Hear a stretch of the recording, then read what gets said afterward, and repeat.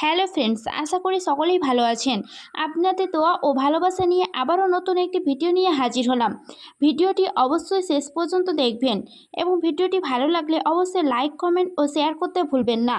তার সাথে সাথে সাবস্ক্রাইব করে বেল আইকন অন করে নোটিফিকেশন অন করে রাখবেন, যাতে আমার ভিডিও ছাড়ার সাথে সাথে আপনার কাছে নোটিফিকেশন পৌঁছে যায়।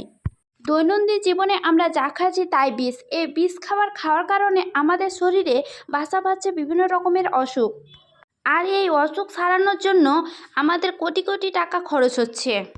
এই কোটি কোটি টাকা খরচের হাত থেকে রক্ষা পেতে ঘরোয়া পদ্ধতিতে এমন কিছু উপায় আছে যা আমাদের রোগ নিরাময়ে অনেক উপকারে আসবে।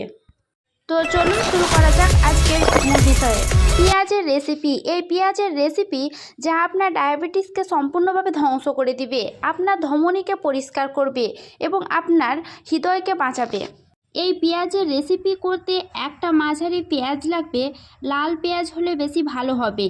1 কোয়া রসুন, 1 চামচ লেবুর রস, 1 চা চামচ অলিভ অয়েল তেল বা সরিষার তেল নিলেও হবে, সামান্য লবণ, 1 চিমটি কালো মরিচ।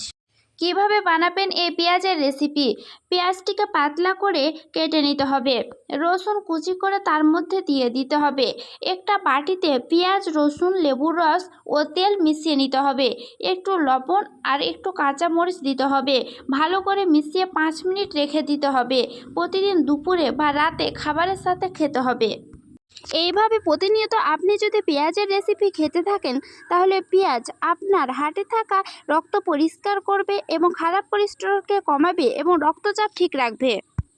ধমনী পরিষ্কার করবে। পেঁয়াজ ধমনীতে জমা ময়লা গলিয়ে পরিষ্কার করে। ডায়াবেটিস কমায়। পেঁয়াজ রক্তে শর্করা কমাতে সাহায্য করে। ইনসুলিন ভালোভাবে কাজ করে। তবে এটা মাথায় রাখবেন, পেঁয়াজ কাঁচা খাওয়া সবচেয়ে বেশি উপকারী। গ্যাস্ট্রিক হলে কম পরিমাণে খাবেন। রোজ খেলে ধীরে ধীরে উপকার বুঝতে পারবেন। ভিডিওটি শেষ পর্যন্ত দেখার জন্য ধন্যবাদ। আরও এরকম ভিডিও পেতে আমার চ্যানেলটি অবশ্যই সাবস্ক্রাইব করে পাশে থাকবেন।